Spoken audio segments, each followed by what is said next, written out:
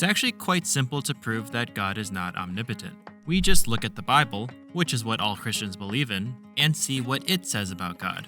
Can God lie? No.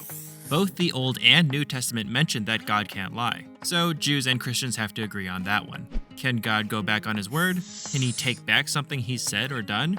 Not at all. Can God stop existing? Can he be unfair or unjust? Can God do evil? No.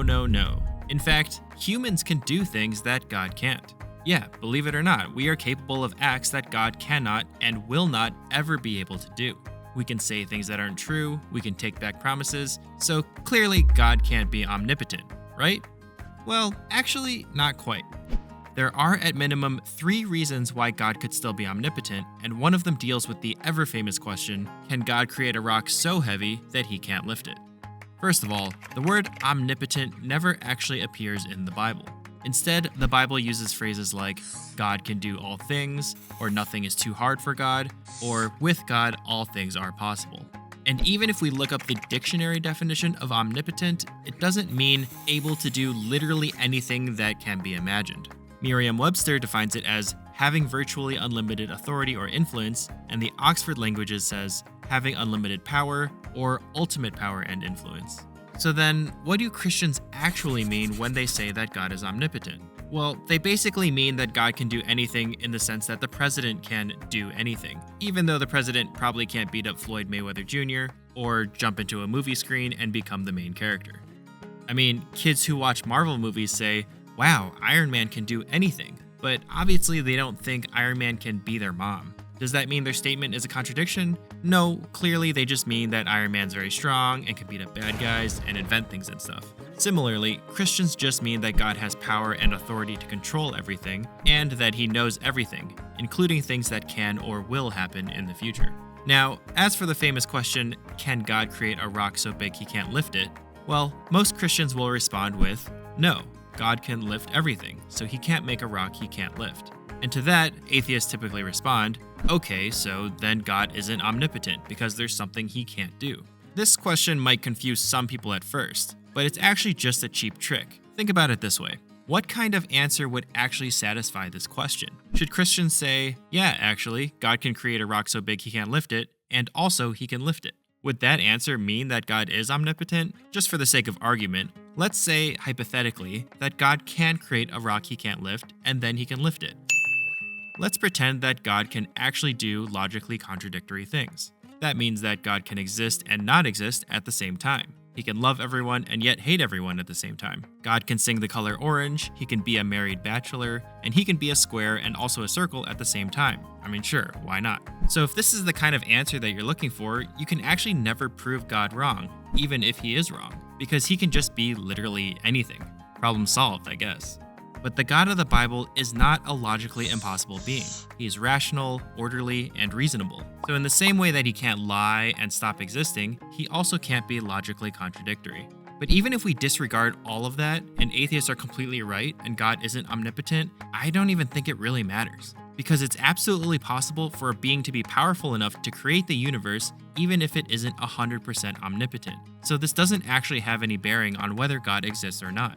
I mean, imagine for a second that God can only create 500 trillion galaxies and not 501 trillion. He's still unfathomably more powerful than anything else in the entire universe. Even if there are a couple things he can't do, he's still infinitely more deserving of praise than anyone else on Earth. Because if you're impressed by LeBron, well, God would dunk on him 9,900 points to 0.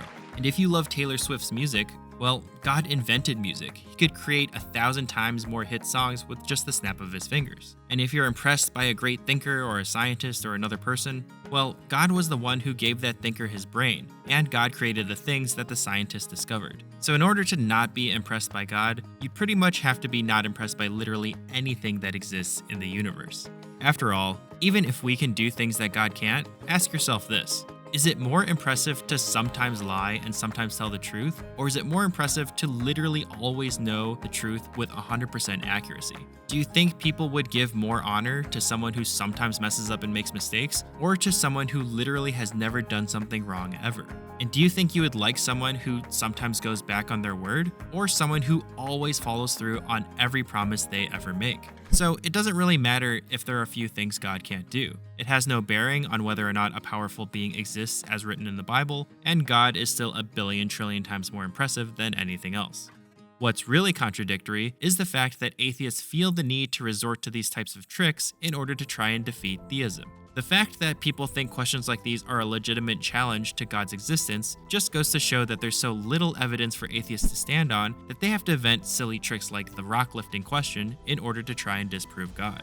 They stretch and exaggerate the definition and then attack what the exaggerated meaning is rather than what the Bible actually conveys. This is the only way to try and make Christianity look wrong, because when people take a good, honest look at the evidence, Christianity undoubtedly emerges as the only reasonable explanation. If you're curious about that, we explain it in many of our other videos on this channel, and also we'll make more videos on the evidence for God in the future.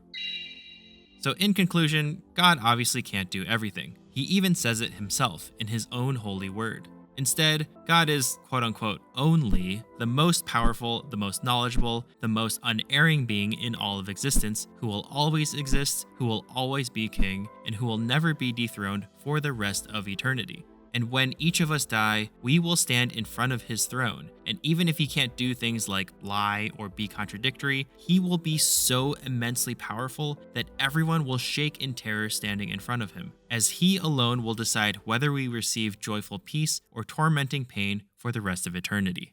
But despite his unchallengeable authority, God was willing to give up all of his power. He allowed himself to be tortured, mocked, and spit on in order to offer us the free gift of salvation, even to those people who hated and betrayed him. Although God could force us to bow down to him at any time, he actually respects our choices and gives us free will so that anyone who wants to decline that gift is fully allowed to.